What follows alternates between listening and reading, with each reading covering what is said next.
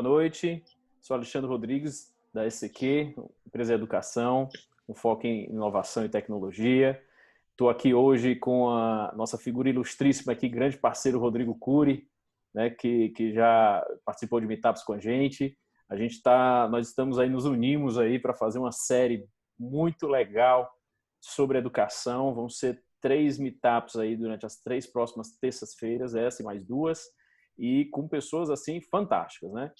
Rodrigo? Hoje a gente tá aqui com um grande convidado aí, o Tim. Eu prometi para ele que eu chamo ele de Tim. e essa série de meetups é em parceria aí com Saiba Lá, com o Manduí, com o Grupo Cerebral que o Tim fundou, né? E o Rodrigo também faz parte aí também dessas empresas. Vou deixar com vocês aí agora a bola, vou passar para vocês, até porque eu e o Rodrigo aqui, a gente está aqui né, gerenciando aqui o negócio, mas o Tim é que é a estrela. Eu vou passar para o Rodrigo a bola e tá com vocês. Perfeito, Alexandre. Obrigado pela oportunidade, né? Então, na série de transformação digital, eu tive a oportunidade de fechar. Agora, quem está abrindo com essa figura é o Martim, que eu conheci faz pouco tempo, né? E é uma pessoa que eu admiro muito, tudo que ele tem construído em relação à educação. Vocês vão entender por que eu admiro tanto, né? Hoje eu estou como coordenador de inovação e transformação digital da Saiba Lá, que é uns empreendimentos que o Martim criou. Eu sou um apaixonado pela educação, quem me conhece sabe que eu faço um mestrado. Eu tinha deixado esse meu desejo de empreender no ramo da educação para o final do ano que vem. Agora aconteceu, deu tudo certo, teve um casamento excelente entre Rodrigo, Martim, o FIPA, que também é um dos convidados que a gente vai ter na próxima terça-feira. E Martim, aí fica com você, passo a bola para você. Obrigado. Oi, gente, muito prazer. Eu me chamo Martin Königsberger, mas o pessoal me chama de Tim mesmo. Eu acho que vou falar rapidamente aqui por que eu tô aqui falando de educação. Eu trabalhei no mercado financeiro por muitos anos e segui a carreira bem padronizada de mercado financeiro, né? Entra como estagiário, se desenvolve, analista, associate. E um belo dia eu tive uma crise existencial no mercado, que olhei para trás, olhei para o ano que eu tive. Foi um ano que eu bati todas as minhas metas, que eu recebi um bônus excelente. Olhei para trás e falei, o que eu construí, né, nesse período aqui? Eu olhava e falava, pô, no final, o que eu fiz foi ajudar a deixar os ricos mais ricos, né? E lógico, ganhei dinheiro, mas sem nenhuma construção da qual eu me orgulhasse no final daquele período. E aí eu decidi fazer uma revolução na minha vida, me demiti. Mais ou menos na época, o Felipe, que é o meu sócio até hoje, estava passando por um processo parecido, saindo da Roland Berger, e a gente entendia que a gente podia usar da nossa força de trabalho para sim ganhar dinheiro, mas para ao mesmo tempo construir algo melhor para o mundo, né? E a gente sempre foi apaixonado por educação, o Felipe porque amava os caminhos formais de educação e eu porque detestava, assim, eu odiava a escola, odiei minha faculdade, que é o INSPER. E a gente achou que existia um espaço enorme para inovar na educação. E por conta disso a gente criou a nossa primeira empresa, que foi a Saiba Lá. É uma plataforma de learning focada basicamente em áreas criativas e inovação, em que a gente se propôs a atacar o principal problema da indústria, né, da educação à distância, que eram as altas taxas de evasão. Long story short, curso online, como vocês bem sabem, são muito chatos. E a gente se propôs a criar um modelo em que a gente conseguisse entregar experiências de aprendizado mais envolventes, mais interessantes. Para isso, a gente pegava grandes profissionais do mercado e a gente trazia para essa dinâmica de educação um tom de storytelling mais próximo do cinema, né, das séries de Netflix. E com isso a gente conseguiu chegar em muitos alunos, a gente fez um sucesso bem rápido, assim, mais de 100 mil alunos, com taxas de conclusão de cursos altíssimas, perto de 90%, enquanto a indústria até hoje tem uma taxa média de 33%. E isso abriu diversas portas para a gente começar a prestar serviço para terceiros na construção de plataformas de learning. Então, a gente fez a pós-graduação online da SPM, da Casa do Saber, a gente fez toda a iniciativa da Escola Pan-Americana, curso para a BR Distribuidora, Caixa Econômica, fizemos os cursos do Tesouro Direto, junto com o Tesouro Nacional. Então, para prestar esses serviços para terceiros, a gente abriu nossa segunda empresa, que é o Grupo Cerebral, focado em construção de plataformas de alto impacto, né, de learning para terceiros. E aí, mais recentemente, me embrenhei numa iniciativa focada na educação infantil, porque quanto mais eu fui trabalhando com educação, mais eu fui percebendo que o buraco é muito mais embaixo. Então, no ano passado, a gente fundou o Manduí, eu com a minha irmã, que é pedagoga, psicóloga, trabalha há 30 anos com crianças, e, na verdade, o foco é primeira infância, de 0 a 3, que é um projeto com suas peculiaridades, que tá indo muito bem, mesmo nesse período de pandemia. Então, acho que essa é uma breve contextualização aí de por que eu estou aqui para falar sobre inovação e por que inovar, né? Falar sobre educação e por que inovar aí nesse setor tão arcaico, né, em termos de metodologia, assim. Pô, fantástico, hein, Tim? Eu falando contigo na reunião que a gente fez aí nessa semana, pô, achei fantástico a tua ideia, tuas ideias aí, tua visão de mundo, né? E muito legal. Dá pra gente, tem muito pano pra manga aqui pra gente conversar, né, Rodrigo?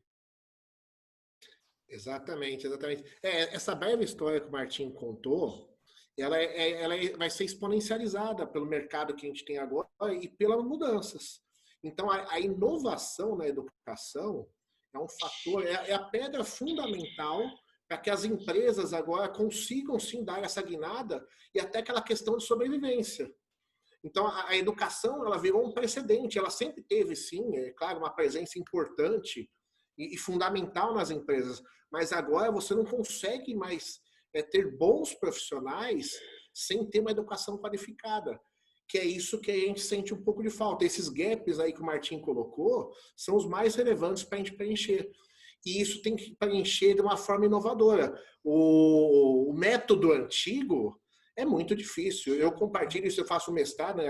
Quem me conhece já sabe, e é muito difícil você fazer um mestrado no ambiente digital. É complexo demais, gente. Não é simples. Por mais que você queira aprender, você tem que ter, sim, toda uma metodologia de ensino. O professor tem que estar apto a saber passar o conteúdo nesse novo ambiente. Não transformar um conteúdo analógico num conteúdo digital. Tem as características. Então, essa conversa aqui vai ser excepcional para a gente explorar essas características e como que a gente deve chegar lá na frente, né? Quais são os alvos que a educação tem que trazer agora para esse novo consumidor. Não mudou só a educação, o consumidor também mudou, a necessidade mudou. E acho que é isso que a gente vai explorar bastante aqui nesse nosso bate-papo hoje. Vai ser bem rico. Tim, eu queria ouvir também um pouco de você. Eu acho que para a gente, antes da gente falar um pouco do que está acontecendo hoje, eu acredito que a gente sabe que a necessidade da educação se transformar é muito grande, né? A individualização da educação, ela se faz muito presente, essa individualização, como todo o resto, e eu acho que a desmonetarização também da educação se faz necessária, e de alguma forma, né? E mantendo a qualidade que é necessária. Mas antes da gente chegar nessa ideia, nessa estrutura, eu acho que a gente precisa entender um pouco por que nós chegamos a isso, né? Por que a educação está aqui hoje? Eu acho que por que nós ainda estamos no século XXI com a educação do século XVIII, estrutura do século XVIII, mais ou menos isso, né? XIX. E por que nós chegamos tanto tempo, né, sem modificar isso? Eu acho que um dos últimos pilares aí da sociedade que devem ser modificados é realmente a educação, porque medicina já está sendo, banco já está sendo, enfim, todo mundo está sendo, e a educação se mantinha meio que intacta, né? Acho que chegou a hora. Mas aí eu vou deixar contigo aí, Tim, falar um pouco aí, tá bom, mas o que nos levou a isso, né? Essa estrutura tão pesada hoje na nossa... Por que a educação não evoluiu, né? nesse tempo todo? Vou deixar a Legal. bola contigo aí. Beleza. Assim, eu não sou um pedagogo, eu sou formado e sempre me especializei em negócios. E ao pensar sobre o tema aqui, né, do porquê precisamos inovar na educação, eu fui entender que existe um paralelo direto entre as mudanças na educação com a natureza do trabalho, né, no mundo ocidental, nos últimos 500 anos. Então, o que eu acho legal aqui, eu vou tentar trazer de forma bem sintética, provavelmente vou estar pulando várias etapas, mas falar brevemente sobre como esse paralelo se deu na medida que a gente teve o advento de novas tecnologias. Isso, como consequência, levou a mudanças na natureza do trabalho, e você vê e vai se mostrar evidente como a educação é uma consequência desse processo, tá? Então, vou tentar ser sintético. Se ficar qualquer dúvida aqui, por favor, vão me interrompendo. Acho que tem que ser mais um bate-papo mesmo. Bom, eu acho que o começo desse recorte aqui é pensando numa sociedade feudal europeia, né, que a gente tinha um trabalho basicamente agrário e bélico. A educação, ela se dava com a mão na massa mesmo, né, no ofício. Então, o sapateiro aprendia com o pai a arrumar sapatos fazendo, né? Assim como a mão de obra agrária, a bélica. A gente tinha alguns polos de educação pontuais. O principal deles era a igreja, né? Então, você ia à igreja todo domingo e aprendia os ensinamentos ali com o padre. E as poucas turmas que existiam, né, de educação, que na verdade era mais um foco filosófico da vida, era a junção de alguns nobres e filhos e príncipes em torno de um mestre que era selecionado, e esse grupo de pessoas passavam toda a juventude juntas, aprendendo o que aquele mestre tinha para ensinar. Na época, se você tinha um aluno muito bom e um muito ruim, nivela-se por baixo, né, porque a turma precisava evoluir juntos. Do ponto de vista de tecnologia, a gente tinha a principal força de energia, a força motriz de energia, era a tração animal, né, seja com animais como com o ser humano mesmo, né, trabalhando nos campos. E a comunicação, ela era basicamente verbal. Existia-se livros, o Gutenberg já tinha inventado a prensa, mas o grosso da população não sabia ler, né, então não adiantava muito.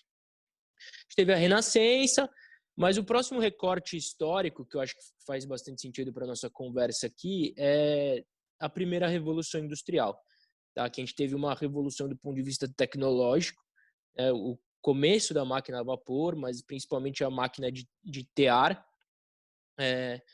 que, enfim, revolucionou a indústria têxtil, né, e levou boa parte da mão de obra antes operante dos campos, levou para as indústrias. O trabalho passou a ser um trabalho altamente mecanizado, e foi quando houve o advento da divisão do trabalho, né, que foi um ganho de produtividade enorme aí nos processos de desenvolvimento de bens materiais. E diante desse cenário, a gente teve ali no ano 1800, no começo do século XIX, na Prússia, a primeira grande revolução da educação, para esse recorte que a gente está fazendo aqui, tá, gente? No mundo antigo, a gente encontrava outros formatos de educação, no Oriente também, mas para esse recorte, a Prússia, hoje a Alemanha, eles criaram esse formato que a gente conhece hoje de séries, né? Então, você tem uma turma na primeira série, quem não vai bem, repete de ano, e você vê uma comparação muito clara, assim, com o processo industrial mesmo, né? No final, a gente está falando de peças que são colocadas dentro de uma esteira produtiva, que passa por várias etapas nesse processo de construção dessa peça. Se em determinado momento essa peça apresenta algum problema, ela volta e repete o processo. É uma esteira de produção, a sala de aula era igual. E é até engraçado, né, ver as fotos, não sei se já tiveram a oportunidade de ver, das pessoas trabalhando em baias dentro da indústria têxtil, e o formato das carteiras de sala de aula, que é vigente até hoje, né? Então, não à toa também, a Prússia se tornou uma das principais potências industriais do século XIX e começo do século XX, tá? Segundo recorte histórico que eu gostaria de fazer é olhando para a segunda Revolução Industrial.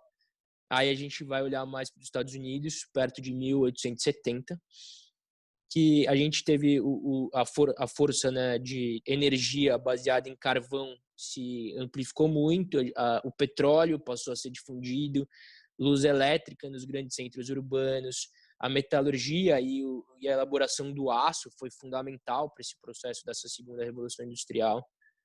Do ponto de vista de comunicação, o telégrafo foi inventado mais ou menos nessa época e logo depois o telefone, coisa de 20 anos depois. E eu acho que o que é bem importante ressaltar aqui é que pela primeira vez alguns grandes sonhadores, tipo o Vanderbilt, o Rockefeller, começaram a ter sonhos megalomaníacos em relação à locomoção. Então foi quando eles começaram a sonhar em conectar os Estados Unidos inteiro por linhas ferroviárias, né?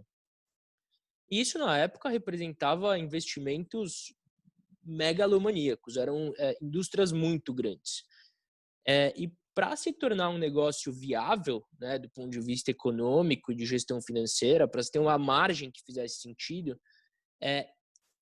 essas pessoas eles começaram a criar empresas que eram grandes conglomerados com a integração vertical da cadeia produtiva.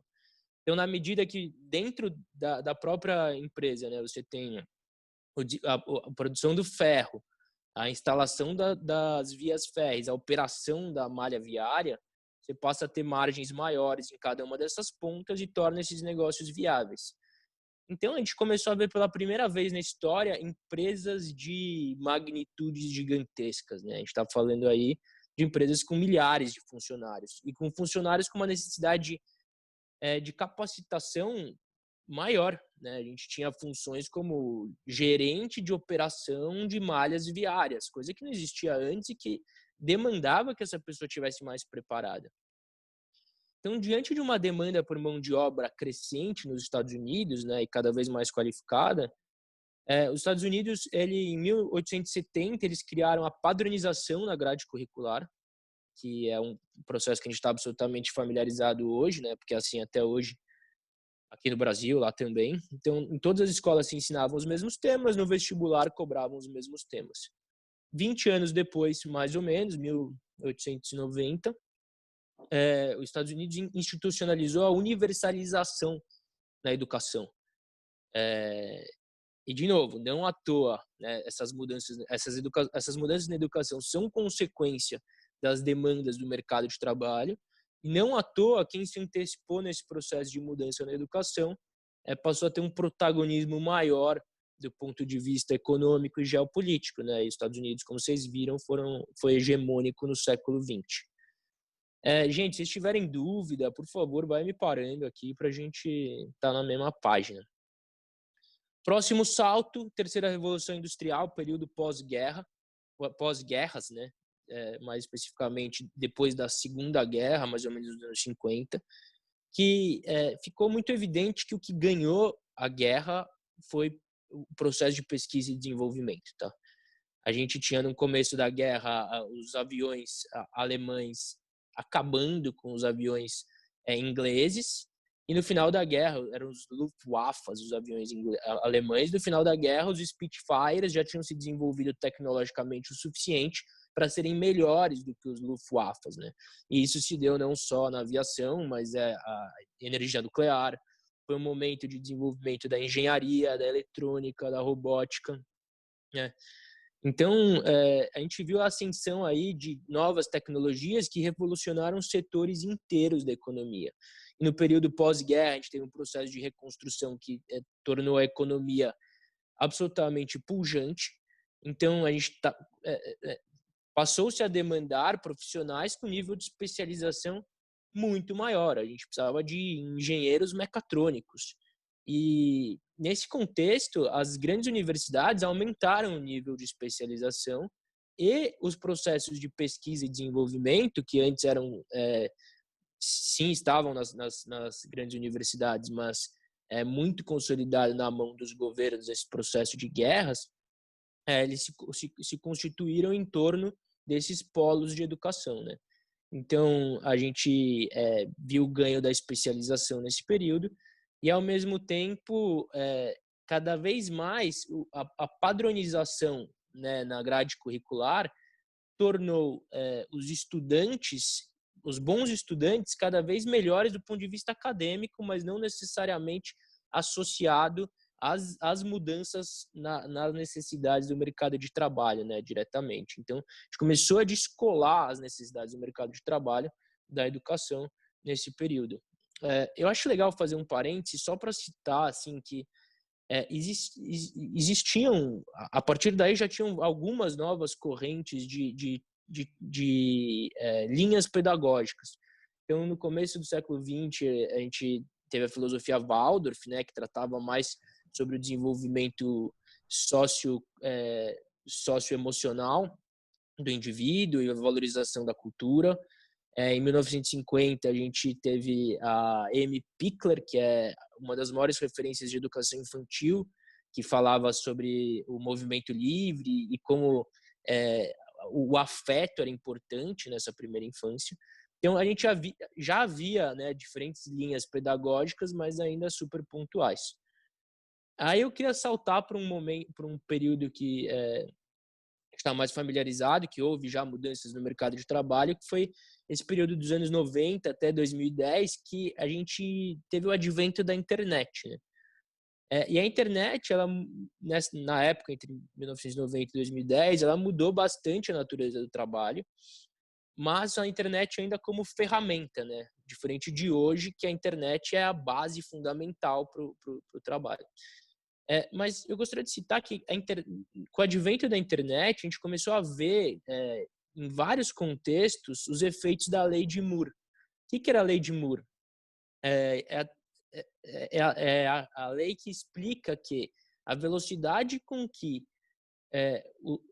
num espaço de 18 meses de tempo, a quantidade de transistores dentro de um mesmo chip de computador dobrava pelo mesmo custo.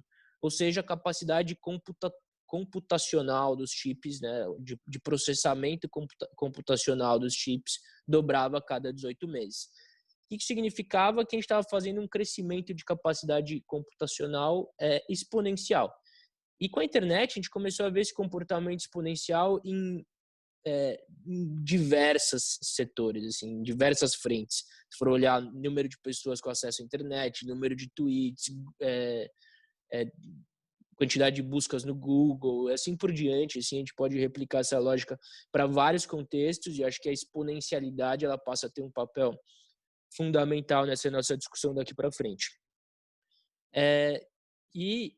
Nesse período, a gente começou a sonhar também com o uso de algumas tecnologias vinculadas à internet para o processo de educação.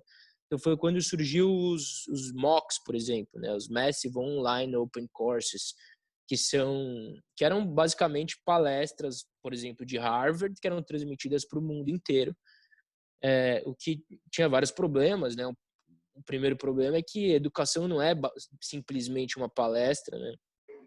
E o segundo é que os cursos gratuitos não eram o suficiente para a gente democratizar o acesso. Afinal, quantas pessoas no mundo conseguem entender e discutir no mesmo nível, né, que os professores de Harvard? Mas aqui a gente começou a vislumbrar o uso de algumas...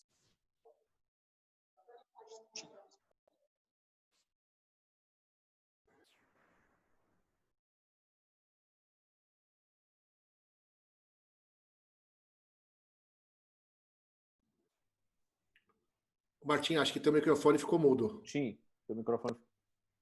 Alô, cortou faz tempo? Como é que é? Não, acho que uns... você está falando de Harvard.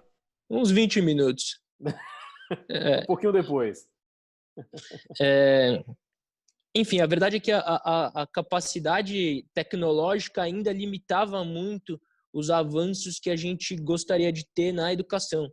Então, a banda era limitante, a capacidade de processamento das máquinas. Então, a gente, até usar como exemplo, assim, vocês sabem quantos streamings de vídeo no formato do YouTube nasceram antes do YouTube?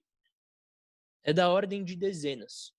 Mas só o YouTube teve esse sucesso. Por uma simples questão de timing, porque o YouTube surgiu num período onde já era acessível o upload de vídeos para as pessoas nas suas próprias casas. E eu acho que a educação e as tecnologias digitais, elas sofreram mais ou menos dessa dor aí nesse período de 1990 a 2010. Falando do ponto de vista de linhas pedagógicas, eu acho que é legal citar duas outras pessoas aqui que eu acho que vão influenciar a educação daqui para frente mais do que influenciaram para trás. A primeira que eu gostaria de falar a respeito é sobre o Paulo Freire, né, que ele trouxe a visão dele sobre a educação num contexto de Guerra Fria. Ele falava que aprender é um ato revolucionário, né? Que o aluno tem que entender o contexto que ele está inserido, tomar as rédeas da própria educação e, a partir daí, incitar a sua própria revolução. Óbvio que, num contexto de Guerra Fria, isso foi tido como um discurso político, e, na verdade, era também um discurso político, mas a gente tem a tendência de invalidar tudo que tem um posicionamento político diferente da gente, e a verdade é que tem uma lição muito profunda do ponto de vista de caminhos de educação, que eu acho que vai se mostrar ainda mais relevante no momento presente e no futuro, tá? E o segundo que eu gostaria de falar a respeito é o Zé Pacheco, um português que criou a Escola da Ponte. E esse cara, ele não criou o Project Based Learning, na verdade existe desde 1900, né? Foi um cara chamado John Dewey que inventou, que escreveu os primeiros livros a respeito, mas o Zé da Ponte ele conseguiu aplicar isso no contexto da educação infantil como ninguém. Na Escola da Ponte, depois ele replicou em várias escolas aqui no Brasil. E um exemplo muito legal, aliás, esse Zé Pacheco é uma das figuras mais impressionantes que eu já tive de oportunidade de conversar. E ele me contou uma história de que quando ele era coordenador acadêmico numa escola em Minas Gerais, ele pegou 3 alunos que tinham acabado de sair da FEBEM e que nenhuma escola queria pegar os caras, porque eram uns moleques sem nada na cabeça, meio trombadinho, assim. E ele pegou esse desafio de ensinar esses meninos. E aí, conversando com esses meninos por horas, ele estava tentando identificar do que esses meninos gostavam. E ele descobriu que esses meninos cuidavam de uns pássaros quando eles estavam na FEBEM. Então ele falou, vamos criar um viveiro aqui para esses pássaros aqui na escola. Vamos trazer os pássaros da FEBEM. Foi até lá, conseguiu trazer os pássaros. E aí sentou com os meninos e falou, para a gente construir um viveiro, o que a gente precisa? A gente precisa de uma grade. Quantos metros de grade? Não sei o que é metro quadrado. Então precisa descobrir o que é metro quadrado. Quanto vai custar essa quantidade de metros quadrados de grade? Não sei, então precisa saber multiplicar. E ele conta que ele conseguiu elencar 40 itens que estavam na grade curricular básica, que ele precisava ensinar para essas crianças, simplesmente no processo de construir o próprio viveiro. E esses meninos se formaram sem pisar numa sala de aula, parece que são um sucesso hoje, um deles parece que é um grande empresário, assim. Então, como existe sim, né, vários caminhos para a gente construir uma educação mais pautada no desenvolvimento de projetos e menos pautada no teórico, naquele formato clássico sentado dentro de uma sala de aula. Eu prometo que eu estou acabando com esse monólogo aqui, tá? O último salto que eu quero dar é para o período atual, para o momento que a gente vive hoje e o futuro, né? Eu acho que a gente está vivendo uma revolução do ponto de vista tecnológico que é mais expressiva do que tudo que foi descrito aqui desde que eu comecei a conversar, tá? A inteligência artificial está se tornando viável, né, do ponto de vista econômico, de capacidade de processamento. A gente tem os IoTs, né, que são os objetos com internet embarcada, quantum computing, a impressão 3D que vai mudar a indústria, a biotecnologia, VR, uma série de tecnologias que estão possibilitando que ao longo do tempo a gente crie uma sociedade em que o custo de quase tudo que a gente vai precisar será perto de zero, né? E essa é uma discussão que vai longe, a gente pode fazer uma live só para falar sobre o custo marginal zero, mas a lógica basicamente é que com a evolução das placas fotovoltaicas, né, de energia solar, ela segue bem a linha exponencial da lei de Moore, então o custo dessas placas está ficando muito baixo. Muito em breve, todos terão acesso à energia e produzirão sua própria energia. Se a energia é quase gratuita, a internet basicamente é quase gratuita, porque o que é a internet? São databases gigantes, que isso sim precisa de um investimento, um capex grande, mas o custo operacional desses databases nada mais é do que manutenção e energia. Se a energia é quase gratuita, o acesso à internet é quase gratuito. Do ponto de vista de indústria, bens materiais, né? Imagina um cenário onde você precisa de um martelo na sua casa. Em vez de você comprar um martelo, você pega a sua torradeira, derrete ela numa máquina de impressão 3D, usa os insumos da sua torradeira para produzir seu próprio martelo, né? Isso parece uma baita de uma viagem, mas aqui está muito mais perto do que a gente imagina, assim. Então a gente está na boca do gol de ver essa revolução em todos os nossos setores, e tem autores até que discorrem sobre o fim do capitalismo, né, ou a derrocada do capitalismo nesse processo, porque na medida que as coisas passam a custar quase zero, como se sustenta o mercado capitalista, o sistema capitalista, né? E nesse contexto a gente vive um mundo VUCA, né, falando da exponencialidade de novo, onde tudo muda muito rápido, é volátil, incerto, ambíguo, né? As ideias, as opiniões mudam de um dia para o outro, e as demandas do mercado de trabalho também. O tempo todo estão surgindo novas metodologias, novas técnicas, novas profissões. E diante desse cenário, se a educação não tiver a capacidade de se adaptar com a mesma velocidade que o mundo muda, o mercado de trabalho muda, a gente não terá, né, a mão de obra necessária para conseguir desempenhar as funções do futuro. A gente tem máquinas... Bom, então, qual que é a grande mensagem que eu quero trazer aqui? Na verdade, não é se a gente tem que inovar na educação. A inovação na educação é uma consequência dessas mudanças tecnológicas e do mercado de trabalho, né? Então, quando a gente olha para esse cenário onde a gente precisa se adaptar como know-how muito rapidamente, me ocorre o Paulo Freire, assim, né? Que não dá mais para a escola falar de aprender X, Y, Z e te colocar numa esteira de produção 2D, né? A verdade é que o aprendizado ele tem que se tornar um processo que é uma árvore de decisões quase que infinita, onde o aluno ele precisa sim aprender o contexto que ele está inserido, a base, e a partir daí ele precisa tomar as rédeas da própria educação para direcionar para qual caminho dessa árvore de possibilidades ele vai seguir. E assim incitar a própria revolução. E quem são os revolucionários hoje em dia, né? Os revolucionários são os empreendedores, que são as pessoas que estão realmente criando esse futuro inovador que a gente tanto fala. Então, na minha visão, aqui falando um pouquinho da minha visão, a gente precisa quebrar em doses bem menores as temáticas de aprendizado. A gente precisa acabar com a padronização da grade curricular da forma que é. Óbvio que tem assuntos comuns que precisam, sim, ser ensinados, né? Todo mundo precisa saber um pouco de matemática, um pouco de português. Mas que esse conteúdo seja quebrado e que o aluno direcione o seu próprio desenvolvimento. E que a gente consiga trazer um pouco mais dessa lógica do Project-Based Learning, né, tão bem executada pelo Zé da Ponte, trazer um pouco esse raciocínio socioemocional para capacitar as pessoas para desempenhar, para terem uma vida melhor e para desempenhar as funções que não serão substituídas por máquinas no futuro, né? Então, só para ilustrar isso, assim, as 5 competências mais procuradas no mercado de trabalho hoje, tá?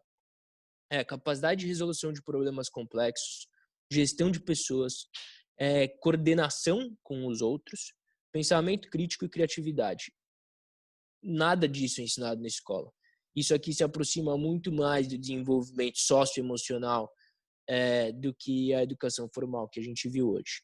Então, desculpa aí pelo monólogo, mas eu acho que aqui a gente tem um panorama bem, bem interessante assim, de como foi evoluindo a natureza do trabalho e a evolução da educação.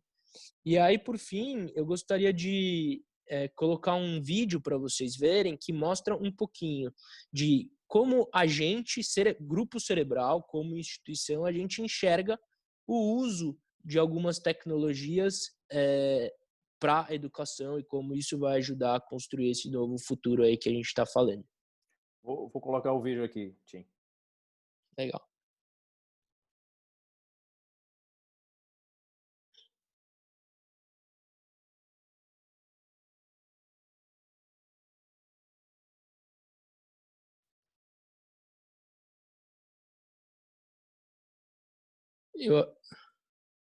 Todo mundo vendo o vídeo? Ele só tá sem o áudio, Alexandre. E Eu agora? acho que ele tá sem som. Tá sem Nada? som. Sem som? Peraí.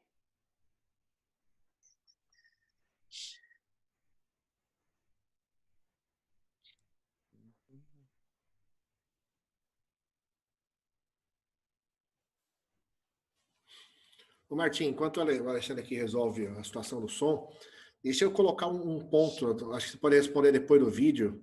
Agora a gente tem um paradoxo grande, né? Porque o ensino ele é coletivo. Ele é coletivo e massificado. Agora, com toda essa evolução da tecnologia, o contexto e tudo mais, então a gente está cada vez mais solitário. Desculpa aí, Rodrigo. Sem problema, sem problema. A gente está cada vez mais solitário e individual. Tem até um artigo recente do MIT que ele questiona se essa individualização, né, essa solidão, não pode influenciar a inovação, no processo criativo, né, a inteligência coletiva. Então, o que você acha desse caminho? Né? São os paradoxos, né? São as duas pontas. A gente está arrumando para uma ponta ainda desconhecida, né?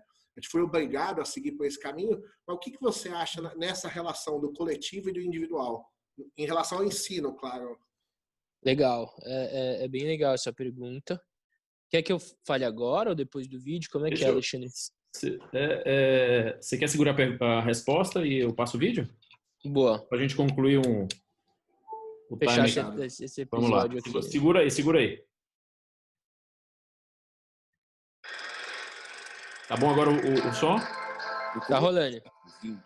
O mundo viu nascer a indústria cinematográfica e, com ela, a distribuição em massa de conteúdos narrativos dos palcos dos teatros para as telas do mundo.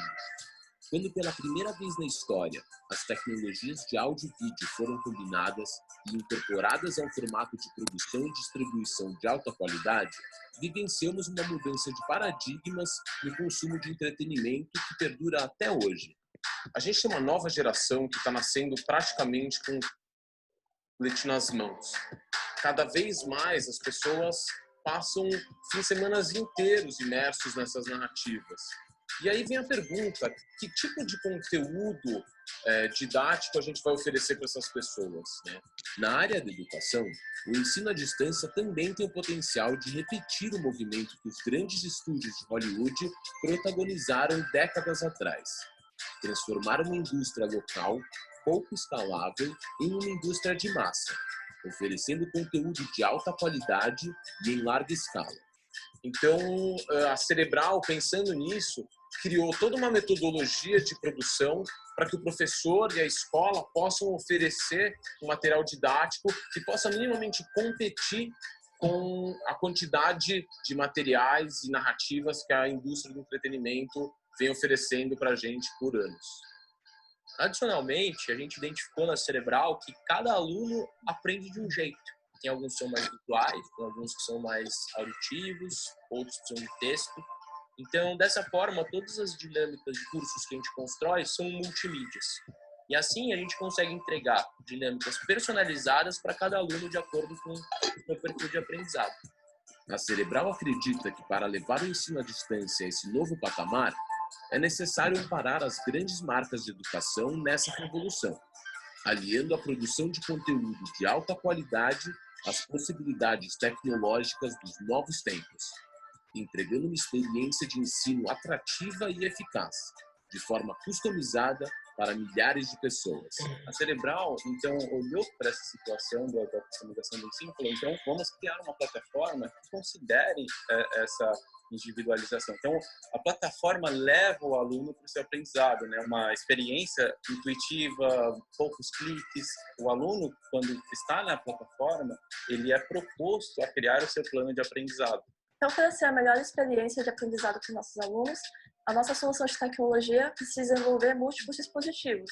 Então, nós temos a plataforma web, aplicativos nativos para iOS e Android, mas nós temos em mente de, no futuro, também contemplar outros dispositivos conectados, como Smart TVs, smartwatches, óculos de realidade aumentada, e também contemplar todos os outros dispositivos que possam surgir no futuro com a evolução das tecnologias de internet das coisas. Outro elemento importante da plataforma da Cerebral são os drop-ins. Então, pensa no drop-in como uma unidade de aprendizado dentro do curso. Essas unidades didáticas de aprendizado podem ser, por exemplo, videoaulas, pode ser um podcast que o aluno pode ouvir enquanto está andando de bicicleta, ou pode ser um infográfico enquanto ele está memorizando um determinado conteúdo do curso. Mas imagina que hoje a gente vê uma evolução muito grande nos hardware, sensores que podem aumentar infinitamente a possibilidade de drop-ins. Então, eventualmente, a gente poderia ter um drop-in que capte o movimento do aluno num curso de tênis, dando o feedback que ele precisa para evoluir nesse curso. Por enquanto, as instituições de ensino têm falhado em sua entrega digital, produzindo taxas de conclusão de curso de apenas 38% em média, em um setor ainda fragmentado e saturado de ofertas de qualidade duvidosa. Então, na Cerebral, a gente viu que não basta só deixar o aluno como protagonista do seu aprendizado sem ter a figura de um guia, né? Senão a tendência desse aluno desistir do curso é muito grande. O assistente é um facilitador do processo de aprendizado, então ele está ali disponível para o aluno todo o tempo. Por exemplo, o aluno quer criar um plano de aprendizado considerando as suas características, o assistente guia ele nesse processo. Depois que ele está aprendendo, durante esse processo, o assistente pode ajudar ele a relembrar partes do curso. Então, o assistente ele passa a estar sempre presente para o aluno no momento que ele mais precisa. Então, aquele momento em que ele estava propenso a desistir do curso, o assistente pode vir e fazer sugestões, ou enfim, propor melhores estratégias de aprendizado para esse aluno. Em suma, a gente acredita que até hoje as instituições de ensino, as escolas, simplesmente não tinham as ferramentas, a tecnologia necessária para conseguir entregar a revolução que a educação merece, para conseguir entregar essa revolução, essa customização em massa da aprendizagem, respeitando como cada ser humano aprende individualmente, seus tipos de inteligência, seus contextos. Mas o cenário hoje é diferente. A gente acredita que a gente já está pronto para isso. Somos a Cerebral e a gente vai garantir que qualquer pessoa possa ter acesso à formação ideal, de melhor qualidade possível.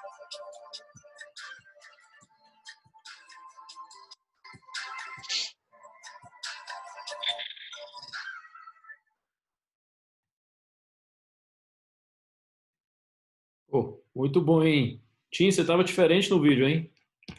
Pois é, né? O tempo penaliza todo mundo, não tem jeito. Pô, Mas fantástico. o vídeo ficou meio travado, eu não sei se ficou claro aí para todo mundo quais tecnologias a gente está se propondo a colocar no mercado para levar a essa customização em massa, né, que antes era impossível no processo de educação. Então, se tiver dúvidas aí, por favor, gente. Mas vamos lá, vamos voltar para a pergunta do Rodrigo. Rodrigo, se você quiser refazer a pergunta, mas show, viu? Mas o vídeo cortou não, né? Ele foi todo, integral. O áudio daqui, da minha perspectiva, o áudio estava perfeito, mas as imagens não estavam funcionando muito bem. Mas tudo bem, qualquer coisa também eu disponibilizo o link aí para quem quiser ver depois. Vou passar aqui para os participantes. Rodrigo, tá contigo aí. Deixa eu repetir a pergunta aqui, então. Em relação ao paradoxo, Martim, do coletivo e do individual. A evolução com as tecnologias e toda essa narrativa que você contou, né? Ela torna a gente mais solitário, individualizado. E isso aflige diretamente a inteligência coletiva. Então, aqueles polos de inovação, Shenzhen, Palo Alto, eles têm assim, uma propriedade de inteligência coletiva. E como que isso vai interferir na produção de inovação, se a gente não trouxer isso para uma educação que supra essa lacuna que vai aparecer em função dessa solidão que a gente passou a ter, né? Perfeito. Minha visão a respeito é que a gente não pode ter uma educação que vá da infância até adulto isolado em casa, tá? Eu acho até que o formato ideal seja um formato híbrido. Na minha visão, tudo que é conteúdo teórico, você consegue aprender melhor sozinho. Com essas novas tecnologias, você consegue ter um processo de aprendizado absolutamente personalizado para cada indivíduo, levando em consideração seu tipo de inteligência, suas facilidades, suas dificuldades. Então, o conteúdo teórico, eu acho que é um caminho que deve ser trilhado sozinho. No entanto, a gente falou muito aqui sobre as competências socioemocionais, né? O espaço de trabalho junto, em grupo, entre pessoas, ele é fundamental. E, honestamente, se você conseguir tirar da sala de aula, desse momento onde todos estão juntos, tirar o conteúdo teórico e focar só na interação, na troca, nas dúvidas, na relação, na inteligência emocional, eu acho que não só você preserva, né, essa capacidade de trabalho em conjunto e de evolução em grupo, como você acentua, porque nesse momento está justamente valorizando as competências interpessoais das pessoas. Assim. Eu acho que não são coisas excludentes, acho que elas têm que andar de mãos dadas e acho que você está certo. Se em algum momento as pessoas tiverem que aprender sozinhas, a gente vai sofrer muito como sociedade nos próximos capítulos. Um exemplo muito bom disso, né, Rodrigo? É a University for Two, né? Que é uma universidade que existe nos Estados Unidos, né? Foi criada por um francês, que é uma universidade que forma engenheiros, né?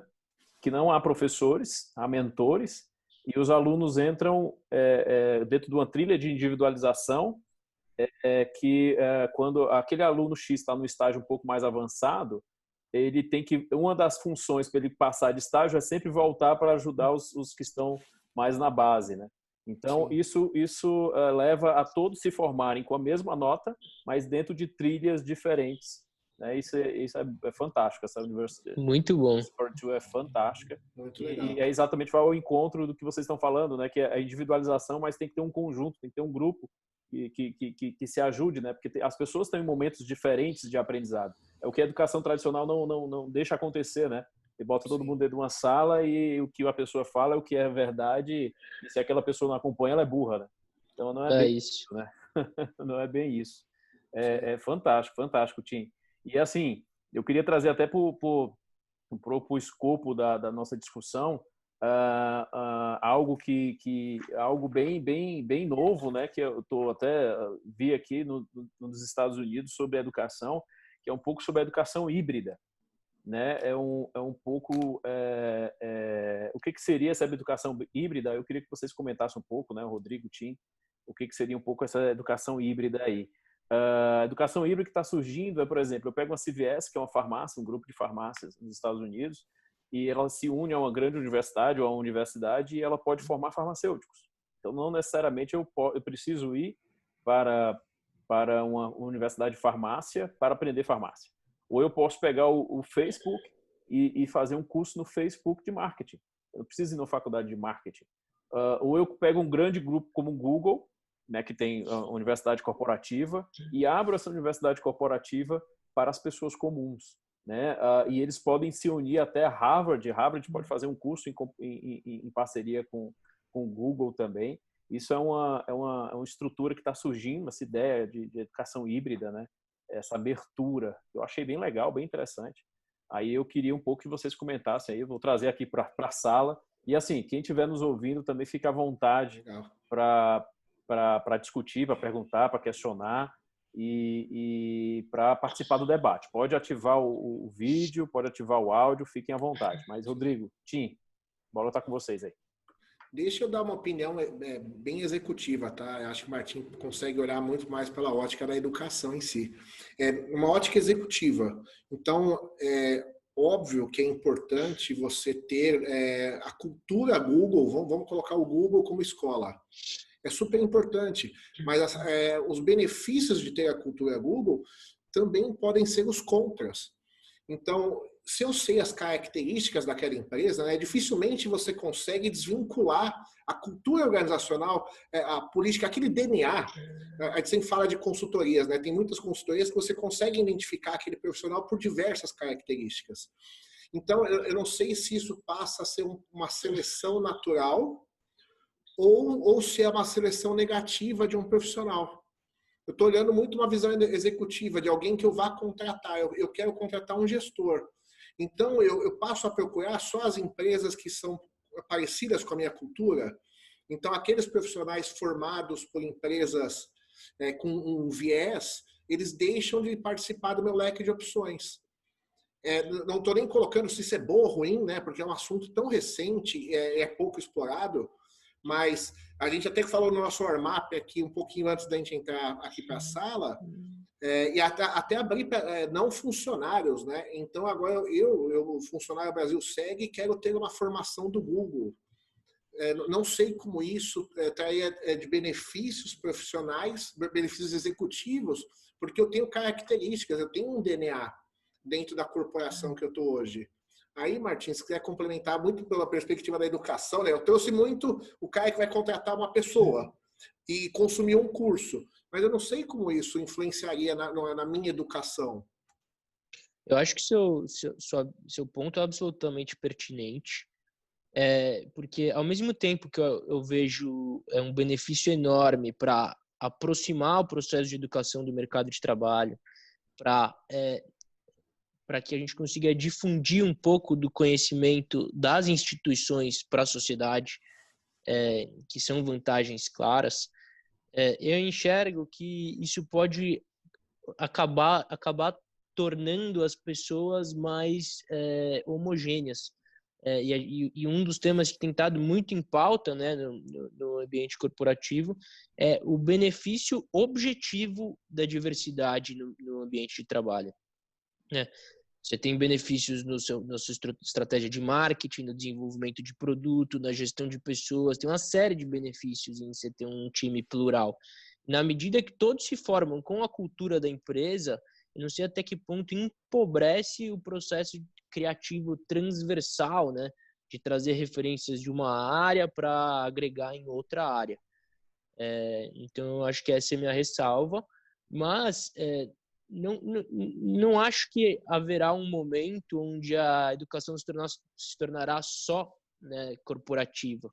Então, na medida que existem as instituições só com foco educacional e as instituições e as corporações com esse braço educacional, eu acho que é super benéfico para a sociedade, porque a gente tem ambos os caminhos disponíveis.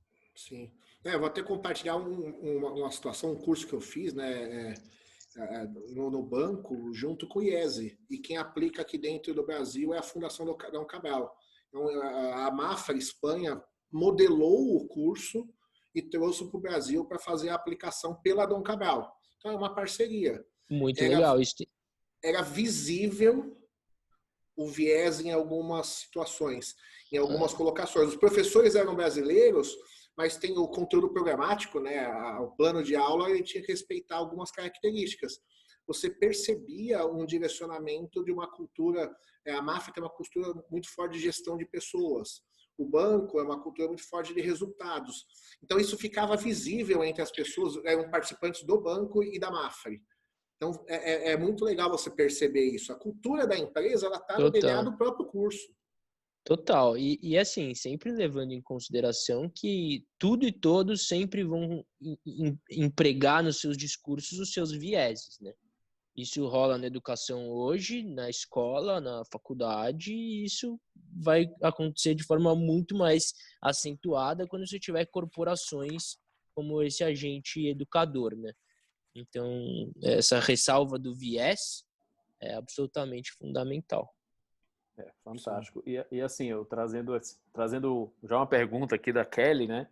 Vai fugir um pouco do que a gente está conversando, mas eu acho que essa conversa aí de educação de educação de híbrida aí, eu acho que vai longe. E a Kelly fez uma pergunta aqui, dentro dessa educação inovadora, né? Ela queria saber como é que a gente vai incluir esse batalhão de gente, né? Esse batalhão de alunos dentro dessa nova modalidade de ensino, né? Como é que a gente vai conseguir incluir esse pessoal? Acho que a internet vai ajudar muito isso, né? Já está ajudando, né? A tecnologia 5G, essas estruturas, eu acho que vai... As tecnologias exponenciais também vão ajudar muito nisso, mas eu queria ouvir aí o Tim aí, né? Já que ele tem 3 empresas aí fantásticas aí no ramo de educação, principalmente na primeira idade, né? Tive o prazer de conversar com ele sobre um pouco mais sobre a Manduí e achei bem legal aí a propósito dele. Mas como é que já está incluindo as pessoas no início, né? Da vida já nesse processo, mas assim, e o pessoal que está aí, né? E esse batalhão de gente aí, como é que a gente vai incluir de uma forma qualitativa, né? Porque não adianta eu botar todo mundo em curso de EAD tá bom, aprende, aí eu tô na verdade trazendo o problema analógico que já existe para o digital, né? Eu não estou resolvendo nada. Perfeito. Como é que eu resolvo isso, Tim? Qual é a sua ideia aí? Olha, acho que é uma excelente pergunta, né? O Tim saiu. Tim? Alô, Tim? Será que ele caiu? Ele está aqui ainda.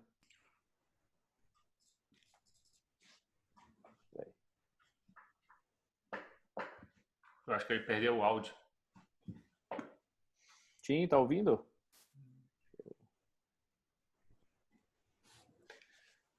Se ele estiver no telefone, isso às vezes acontece quando você está no telefone ou num tablet, uma coisa assim.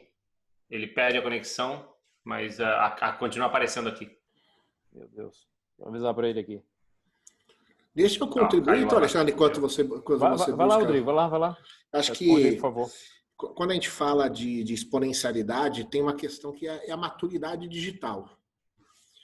O quão maduro está a educação para se aproveitar dessa exponencialidade trazida por essa revolução que o Martin contou.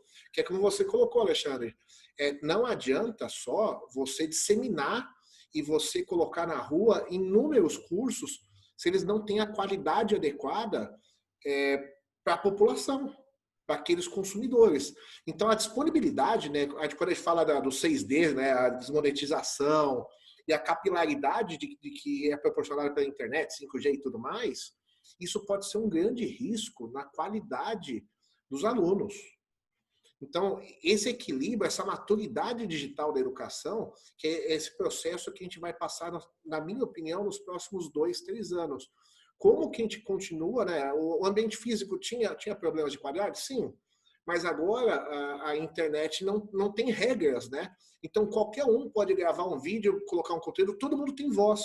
E colocar por R$ 9,99 e falar qualquer coisa que não seja correta. E você tem 200 consumidores que consomem aquela coisa e metade delas acredita. Então, essa maturidade é o que eu acho que vai ser o divisor de águas da educação. Só a disponibilidade, a questão exponencial, não resolve o problema da educação. Tá? É um pouco da opinião que eu tenho. Eu tenho mais receio nesse momento do volume de informação pública que está sendo produzido do que benefícios. É um receio que eu tenho, um receio particular, tá? Perfeito. Tim, tá sem um áudio. Desculpa a minha queda aqui, é que o iPhone novo, o fone é no mesmo buraco da energia, né? Acabou a energia aqui do celular, eu não me toquei. Mas vamos lá. Muito, muito bom o ponto do Rodrigo. Eu acho que a verdade é que as tecnologias, elas sim vão influenciar para baratear o acesso à educação de qualidade e para conseguir personalizar, né, entender quem é cada indivíduo em cada contexto, para que ele consiga assim assimilar, diferente do que eram os MOOCs, né, que era tudo igual para todo mundo. Na medida que você consegue entender cada indivíduo, você consegue sim fazer com que ele evolua à distância e cada vez mais barato. Mas o Rodrigo trouxe um ponto que eu acho que é fato.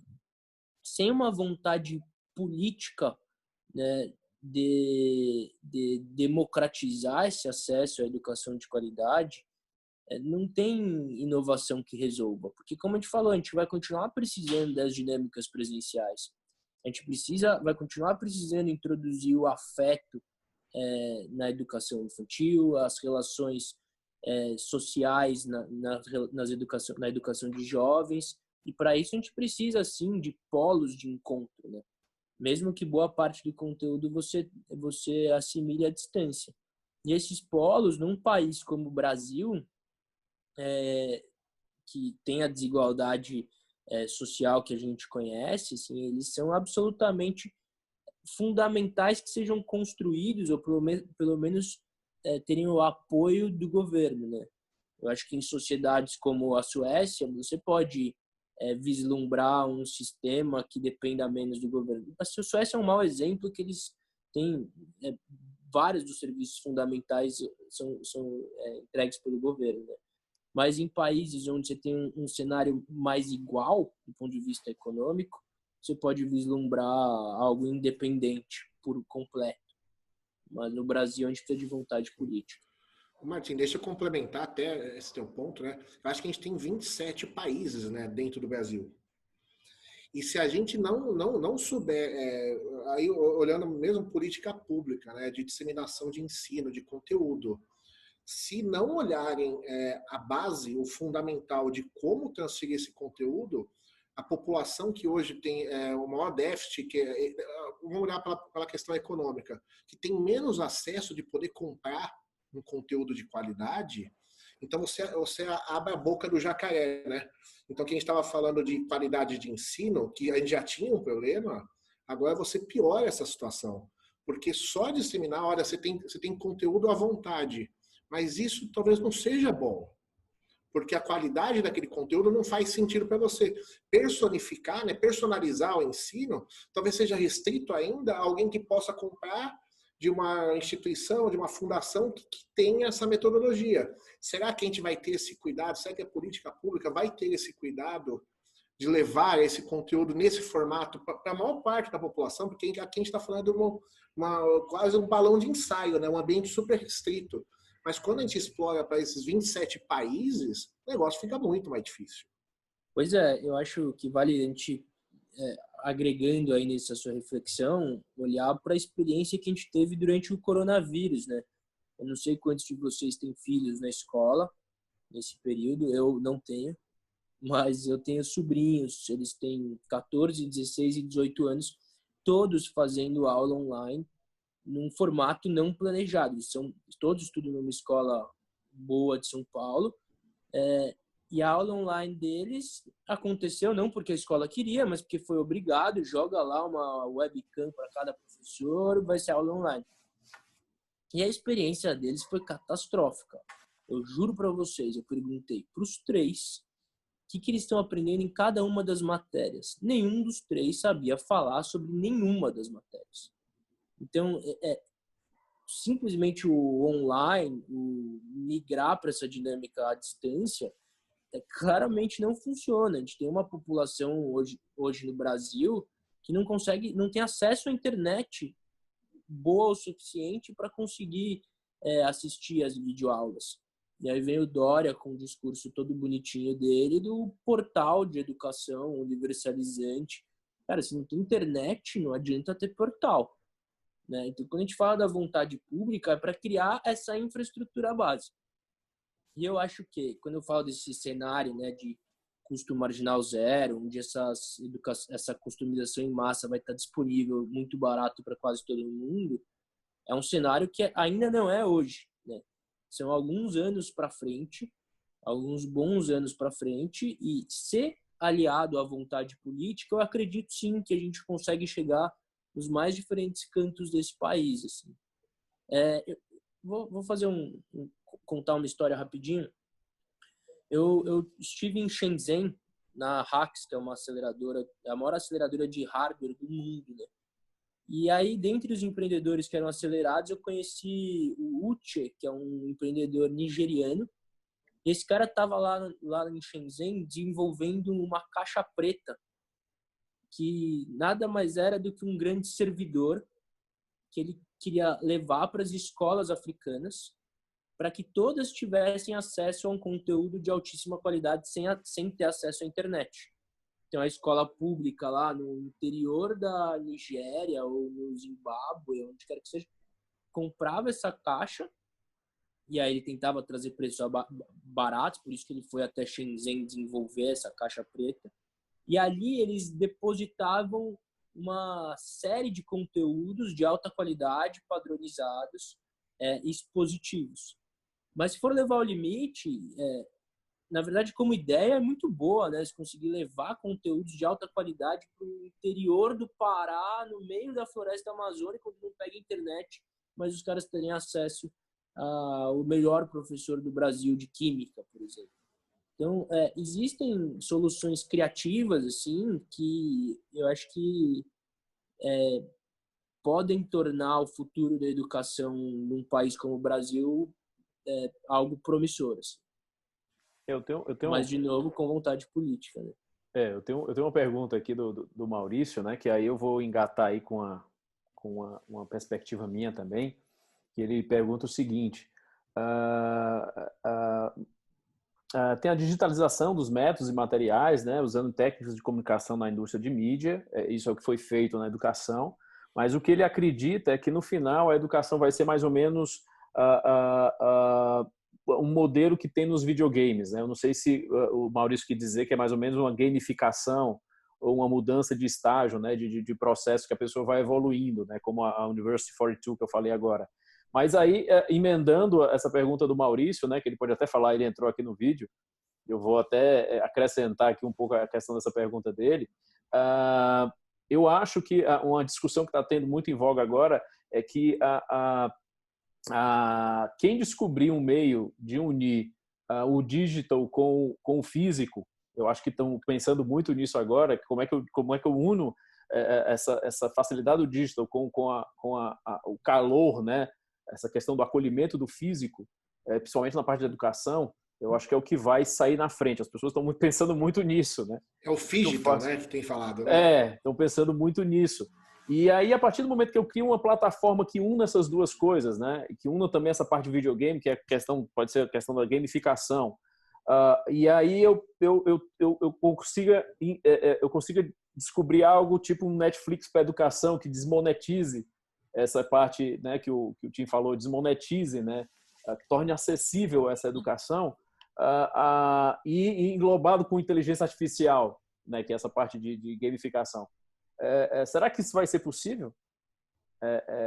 Será que esse caminho, né, dessa desmonetização com gamificação, com inteligência artificial, não seria um caminho para incluir todo mundo? Com certeza. Assim. E não acho que o uso dessas tecnologias desse jeito está tão distante. Né? Imagina você estar na sua casa, sei lá, tá na 5ª série, você tem que aprender sobre o Egito. Aí você pega o seu óculos de realidade virtual, você coloca na sua cara, e de repente você tá na frente das pirâmides, do lado dos seus amigos, que cada um estão na sua respectiva casa, mas ali tá o holograma dele do seu lado, e você é inserido no meio de uma trama, que pode ser uma trama absolutamente romantizada para aumentar o envolvimento, onde você e seus amigos vocês têm que cumprir determinadas tasks, né, para conseguir passar para a próxima fase do videogame, e a partir da sua experiência presencial naquele espaço incrível, né, porque imagina você estar no Egito Antigo com tudo acontecendo lá, né, não nas pirâmides como estão hoje. Você passar por essas etapas no processo de aprendizado e a partir da sua experiência vivida realmente no Egito Antigo, você entender a história do Egito Antigo. Então, isso é viável, isso é possível. Tem muita gente estudando o uso da realidade virtual nessa direção. Então, quando você fala das experiências de videogame, todo esse assunto, né, desses mundos de realidade virtual e augmented reality, eles são muito loucos, assim. a gente possivelmente vai ver as crianças do futuro querendo viver nesses ambientes digitais. Não duvido que o meu filho vire para mim e fale: pai, eu quero ser um pássaro. Porque ele deita numa prancha lá, bota um óculos e os estímulos multissensoriais, né, no tato, o vento batendo na cara, o olho, isso engana o cérebro num nível. Eu já tive experiência de usar alguns desses dispositivos, que você realmente começa a se sentir aquele pássaro naquele contexto. Entendeu? Então, eu acho que em termos de envolvimento, se a gente quiser estar falando a mesma língua que as crianças do futuro, a gente precisa estar pensando em dinâmicas desse tipo. Não sei se eu respondi sua pergunta, Maurício. Maurício, era essa a pergunta? Não, eu não sei qual é a barreira, porque eu vejo muito investimento de transformação, digitalização do que está aí, né? Dos métodos. Meu filho terminou o high school, ele terminou a escola num colégio novo. Tem Weston, tem aqui no sul da Flórida, ele tem 3 lugares. Tem Miami e tem aqui em Coral Springs. E era um híbrido. Exceed Prep. Era um híbrido. Ele basicamente estava trabalhando na escola. Tem projetos, ele não precisava ir todo dia, tinha sessões virtuais, tinha sessões que ele tinha que ir para lá. Uma ferramenta para fazer o monitoramento da evolução dele, assistência, tudo. Mas muito orientado à produtividade, assim, uma coisa meio de mais ou menos o que a gente usa eu uso para seguir os programadores, né? Muita coisa assim de Kanban e tal. Eu vejo isso nos bancos, digitalizando o cartão de crédito. Então você ainda tem no mundo digital, você baixa uma aplicação e o que você tem? 16 dígitos com data de expiração, com CVV, não precisa nada disso. O plástico foi inventado para resolver um problema. Agora, o problema que o plástico resolveu está aqui. É um número único. Ninguém pensa nisso. A ponte entre o mundo atual e o mundo transformado passa por um processo meio medíocre, eu diria, de digitalização do que está aí. E na educação, eu tenho visto isso. Eu fico impressionado quando ele joga aí com os amigos dele, Call of Duty, essas porcaria toda. A quantidade de informação que eles conseguem guardar com relação a tudo, a logística da coisa, os tipos de arma, os tipos de bala, os tipos de não sei o quê. Quer dizer, imagina se isso fosse um jogo de história, geografia, economia. Ele sai com o PhD. Depois que ele chegar no nível... Ele já foi no Call of Duty, ele já foi lá em cima naquele nível, não sei qual é, e voltou e começou de novo umas 3 vezes. Ele podia ter formado aí, ter doutorado em não sei quantas coisas. Não? E com os amigos dele, não se sente sozinho, não. Tem um negócio aí de... E os amigos estão aqui, no mesmo condomínio que a gente mora, tem 2. E não vem aqui em casa, não. Cada um joga na sua casa. Então, essa dinâmica eu achei que já tivesse madura suficiente para ir para a educação. Não? Maurício, e eu não vejo isso acontecer. Os vídeos são caros. Eu sei que tem um investimento muito pesado. Né? É uma produção pesada. Então, não sei onde está o gargalo nesse processo. Onde está o custo, que em vez de o pessoal não vai. Né? Porque, conforme você comentou, a rede, a performance da rede está aí. Não, ele joga remoto. Ninguém mais vai comprar cartucho, faz o download do jogo. Não sei. Então, podia ser assim. Eu não sei por que ainda não começou.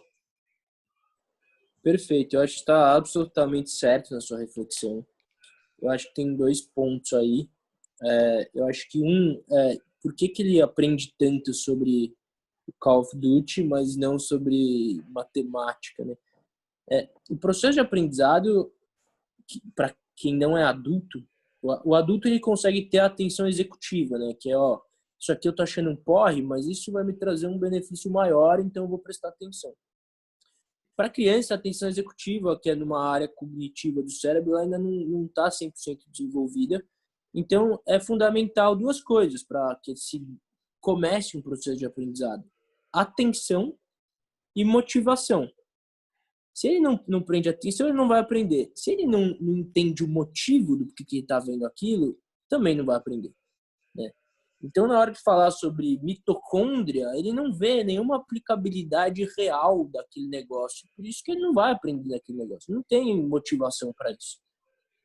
E aí, a gente tem tomara que não tenha nenhum professor me ouvindo, senão eu vou apanhar muito. Mas a gente tem uma questão com a classe de pedagogos que eles são muito reticentes à inovação e à mudança, né? A gente tem um mundo de negócios onde a gente tem o customer centricity. Você tem que entender o que é que o seu cliente quer, né? O que está funcionando com ele, o que não está. Agora, pergunta para o seu filho se a escola dele já perguntou se ele está gostando da aula, se ele aprendeu na aula. Então, é uma visão unilateral, né, de como tem que se dar o ensino que bebe única e exclusivamente da fonte da pedagogia. E como a gente já falou, para a gente inovar no mercado, a gente precisa beber de fontes diversas, transversais. E para a gente melhorar o serviço, a gente precisa interagir com o nosso cliente, entender o que funciona e o que não funciona. Porque eu acho que grana para fazer um Call of Duty de educação tem. Porque se tem gente bancando 500 milhões de dólares para fazer um avatar que é entretenimento, tem potencial financeiro para criar dinâmicas de aprendizado que façam sentido. Mas ninguém vai botar essa colher aí porque não tem núcleos dispostos a realmente entender o que tem relevância para essas crianças, qual que é o formato mais relevante para que faça sentido fazer um investimento dessa magnitude. Então, eu acho que tem uma barreira cultural do próprio universo acadêmico, assim. E espero fortemente que, na medida que a gente vai tendo novas gerações de professores e pedagogos, a gente consiga ter uma abertura cada vez maior para essas visões unilaterais de como a educação tem que se dar. Deixa eu trazer um ponto, né, de negócios digitais, né? Vamos trazer a educação para um negócio. Então, o que a gente tem do efeito rede, né, que é o equilíbrio, né, em quem fornece e quem consome. Tudo isso que vocês estão falando aqui é um desequilíbrio enorme entre quem fornece e quem consome. A falta de interesse em produzir, talvez, um conteúdo de qualidade, assim como o Martin falou, tem 500 milhões de dólares para fazer um avatar. Por que isso não é transformado e levado para produzir um material de educação? Porque talvez tenha um desequilíbrio. Esse cara não vai ter o mesmo rendimento. Ele é um investidor. Então, se não vier de uma política pública, fica muito mais difícil. Esse desequilíbrio ele nunca vai ser corrigido. E aí que é o grande problema que a gente está falando da qualidade. Então, é claro, né, a gamificação, a realidade aumentada, a realidade virtual, são talvez exclusividades que se tornem cada vez mais exclusivas. Então, você está selecionando, não naturalmente, né, artificialmente, quem pode consumir o conteúdo de qualidade. Isso é um grande problema. Existe alguma relação com o fato dos professores serem mal pagos? Quer dizer, existe alguma relação com a falta de investimento para isso? É quase universal. Tirando a Escandinávia, eu acho, em um ou outro país, todo lugar do mundo, o professor é mal pago. Universidade, escola elementar e tudo. Existe alguma coisa mental nisso? Eu posso até trazer só acrescentando uns números aqui, Maurício, a sua pergunta. Foi números da Forbes, tá? Que em 1989, nos Estados Unidos, 4 anos de universidade custavam 53 mil dólares. Em 2016, os mesmos 4 anos custam 105 mil dólares. O salário da classe média americana era 54 mil dólares em 89 e hoje é 59 mil dólares. Então, assim, as pessoas que... Então, como é que funciona isso, né? Quem é que está se beneficiando com isso? As universidades hoje que ganham, pelo menos as universidades hoje ganham mais com inscrição e com adornos na universidade, né? Onde a pessoa vai ficar hospedada, do que necessariamente com a educação em si. Né? Pelo menos as pequenas e médias universidades, né? As grandes já saíram desse escopo. Então, eu acho que eu jogo até uns números para essa sua pergunta, né? Quem é que ganha com isso, né? Por que o professor ganha tão pouco, né? Tá explicado, né?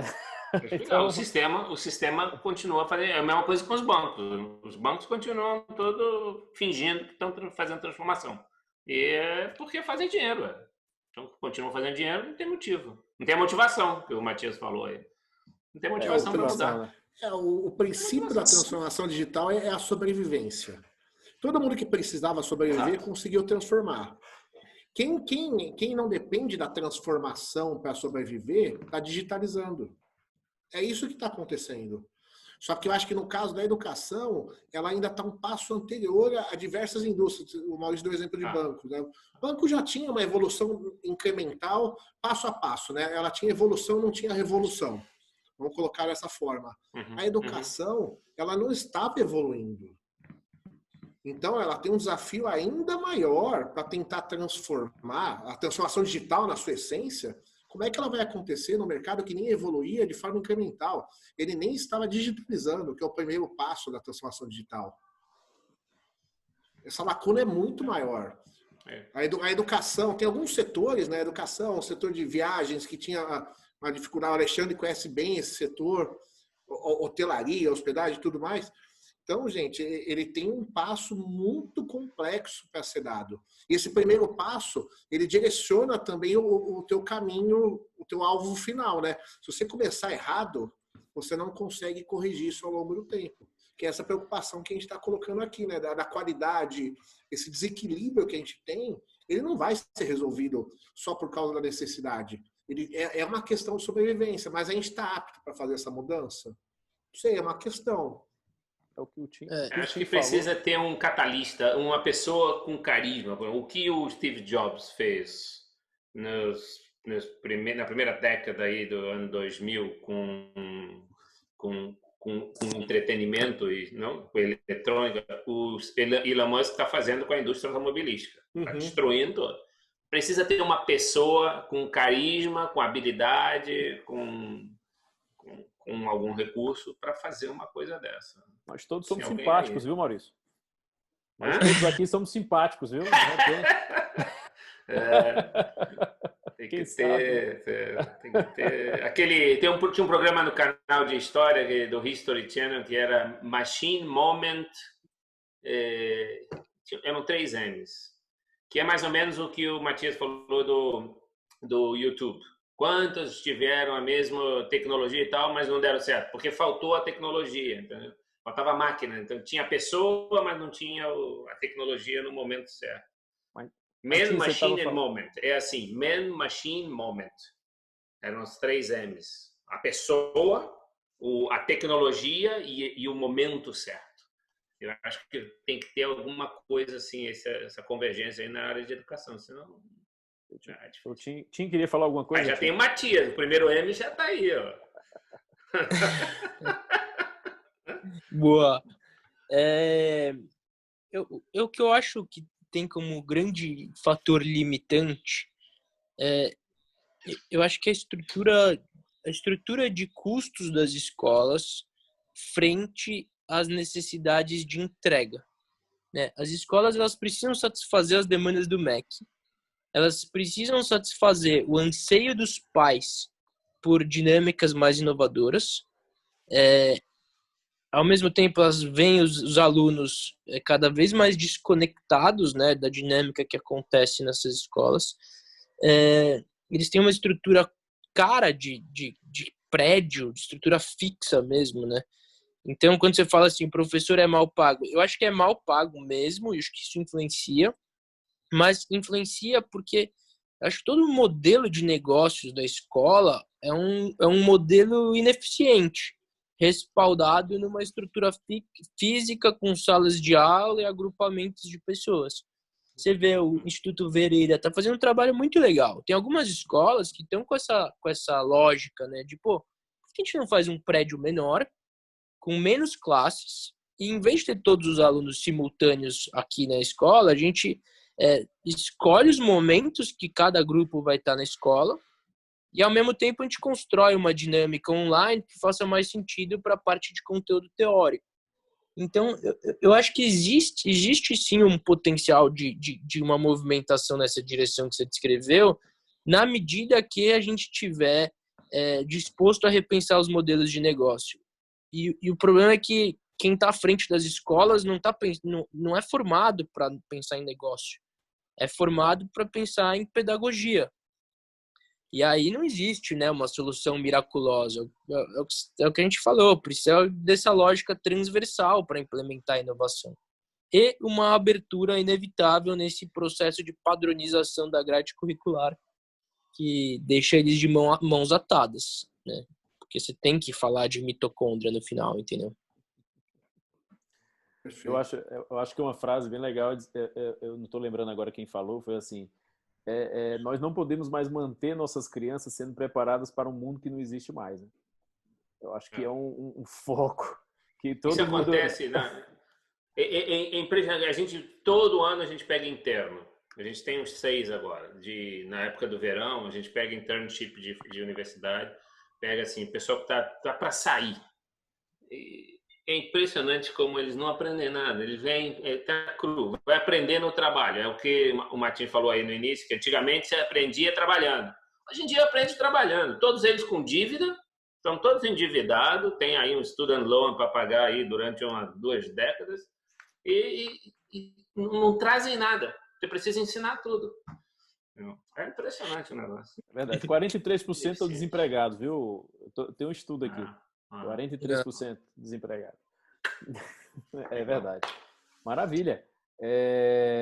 Mais alguém tem alguma dúvida? Alguma pergunta? Acho que não, né? Então, vamos aí para as considerações finais. Tim, contigo. Bom, gente, eu tenho uma visão muito otimista no final das contas. Eu sei o tamanho dos desafios. Eu fazendo esse retrospecto, né, construindo esse retrospecto histórico, me deu uma angústia gigante, porque tanta coisa permanece inalterada há 200 anos, desesperador, mas eu sou um otimista e eu acho que a gente vai entrar num momento de mundo que é uma revolução que a gente não consegue enxergar a dimensão, né? Pensa que toda curva exponencial, quando você olha para trás, ela parece uma curva linear, mas tem um tsunami nas suas costas. Então, eu acho que isso vai levar a gente a uma mudança de entendimento sobre sociedade, sobre economia, sobre negócios, que vão impactar todos os setores. É inevitável que aconteça na educação. Então, eu sou muito otimista de que nas próximas 2 décadas a gente veja isso absolutamente reconstruído, tá? E dedico minha vida em direção a isso, então, minha vida profissional. Então, além de otimista, sou um torcedor, né? Perfeito, maravilha, Tim. Rodrigo? 10. Eu compartilho, acho que do mesmo otimismo que o Martin trouxe. Eu já olho para uma perspectiva que as mudanças elas não acontecem mais numa vertical, né? Você não tem mais uma indústria impactada, você não tem mais um segmento. Elas já acontecem numa horizontal. Então, é uma cadeia de mudanças que estão acontecendo. Algumas indústrias com mais velocidade e outras com menos. Mas, no final, todas precisam mudar, todas precisam se adequar a esses novos hábitos, os novos perfis de consumo, novas profissões que vão surgir. Tem diversos estudos que falam que as principais profissões daqui 5 anos elas ainda não existem. Então, como é que você vai se preparar aí pensando numa grade curricular do MEC para algo que você está ensinando para o mundo passado, algo que ainda não existe? Então, é uma adaptação, vai ser uma adaptação dolorida, digamos assim. É um processo que, como ele não tinha começado, né, olhando para essa transformação, ainda não tinha começado, então a mudança é um pouquinho mais difícil. Mas ela vai acontecer. Ela vai acontecer e acho que todos nós, a nossa idade ainda permite que a gente colha diversos benefícios de uma nova educação que está surgindo. E, Alexandre, eu queria agradecer por esse bate-papo nota 1000, riquíssimo, né? Eu acho que a gente pôde contribuir com todos, trazendo informações, trazendo insights e trazendo dúvidas, né? Trazer dúvidas também é muito importante para o processo de reflexão. Muitas. Eu compartilho também da ideia de vocês. Eu acho que nós somos parte dessa transformação, né? Nós estamos fazendo educação aqui. O TIM mais do que ninguém, né? Com 3 empresas aí. Eu também aqui no SEQ com educação. O Rodrigo aí já vai sair desse negócio de banco aí né? E migrar para a parte educacional também. E, assim, eu tenho a agradecer a vocês, o tempo de vocês, a experiência de vocês em estar compartilhando aqui com todo mundo, né, que participou hoje aqui do nosso Meetup. E, assim, um spoilerzinho para a próxima semana, né, o Tim aí falou sobre neurociência, como é que a pessoa se acostuma um pouco com como é que a pessoa aprende, né, que é a questão do cérebro e tal. Na próxima semana a gente vai ter o Felipe aí, né. O Felipe também tá diferente no vídeo, né? Pois é, tá mesmo. O tempo foi duro com todos eles. Poxa. Negócio de empreender é longe de ser mil maravilhas, né? Não é, mas é gostoso. Somente com a educação, né? Que eu acho que todo mundo aqui está indo para a educação porque é algo que você vai também porque gosta, né? Eu acho que vai transformar alguma coisa. Eu acho que isso traz uma motivação muito forte. E assim, o Felipe vai falar sobre neurociência e educação, né? E vai bater um papo com a gente aí na próxima terça. Acho que vai ser também riquíssimo as informações que ele vai trazer aí. E espero todo mundo lá na próxima terça. Todo mundo lá não, todo mundo aqui no Meetup novamente. Eu e o Rodrigo, a gente vai estar aqui. Tim, se quiser participar também, tá muito mais do que convidado. Vou entrar para fazer as perguntas cabeludas aí. Botar o Felipe. Obrigado. Fantástico. Tim, Rodrigo, pô, só agradecimentos para vocês. E a todo mundo aí, o Maurício entrou aí. Obrigado, Maurício, mais uma vez. Obrigado, aí, obrigado a vocês. Nos nossos eventos. E, poxa, até a próxima Meetup. Boa noite e excelente semana para todo mundo, pessoal. Eu que agradeço. Muito obrigado, gente. Boa noite, pessoal. Obrigado. Tchau, viu? Até uma próxima discussão aí. Obrigado. Grande abraço. Tchau. Obrigado, Rodrigo.